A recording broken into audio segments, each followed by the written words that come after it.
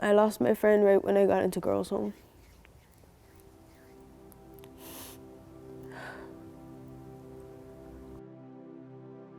My friend, she never really took the support that she was getting. About 3 years ago, I got into a fight. That's what initially got me into probation. And then I was using marijuana, so I never really got off. And then about a year ago, I started using meth, so that got me deeper into probation. I always had older friends, and I realized that they started doing it, so I ended up being curious and I wanted to try it.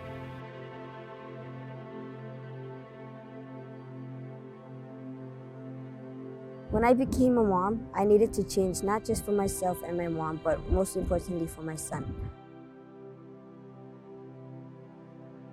That's the most important thing, because the judge said, like, if I kept doing, like, keep up doing bad things, they said there's a chance that they would take him away. And I didn't want that, so I wanted to change. We just started running together, so we run aways. We stole mopeds, vehicles, run stores, and a lot of stuff. Abuse was introduced to my life, and I was tired of it, so I ran. I went into that road where there was drugs and there was alcohol, and it led me to a wrong.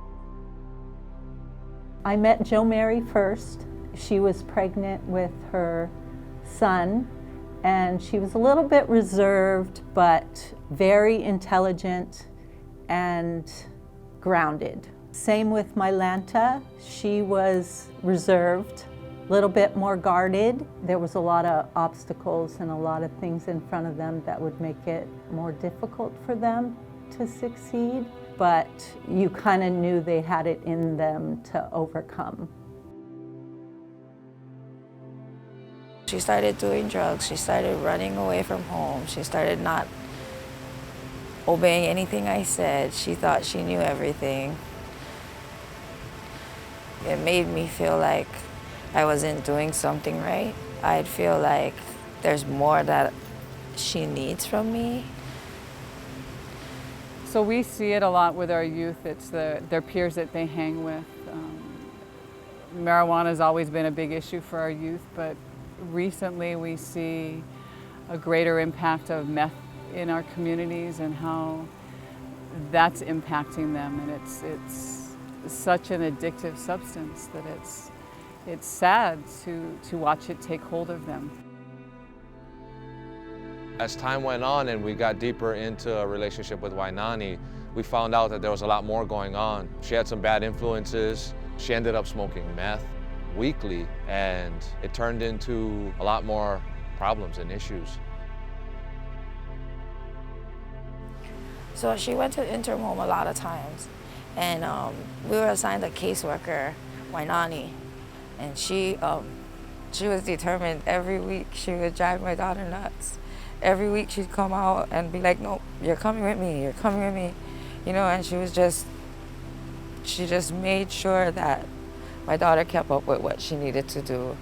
And I called her up and I was like, "Wainani, I don't let her go interim home for 1 week, come out and go right back doing the same thing she was." So she came to Lanky's and we talked about it, and she said, "I'll get back to you."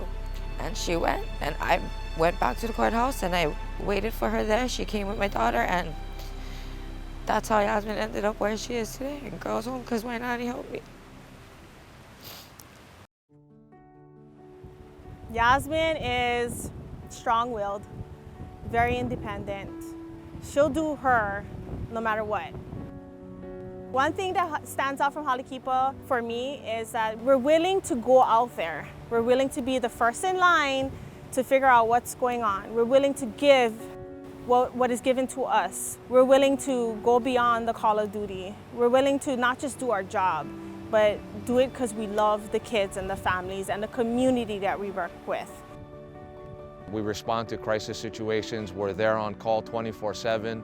We celebrate the good times with them, we encourage and motivate them, but we're just someone that they can look up to, that they can count on, along with providers like Wainani with Hale Kipa. All of those put together helped steer her in the right direction. She was on my side from when I was dirty, from when I was on the streets. She always made herself available 24/7. And she will do whatever it takes to get the youth to respond in a positive way.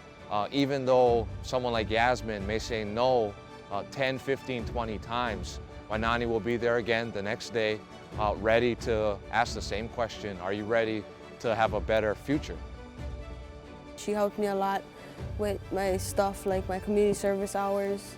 I got that all done. I wouldn't have done that if I wasn't in Hale Kipa. With Wainani and Hale Kipa has shown us that, you know, there is people that care. There is people that they go to work every day because that's what they like to do. They're not trying for earn a paycheck. They're trying for actually help people. It's phenomenal to see how far she's come.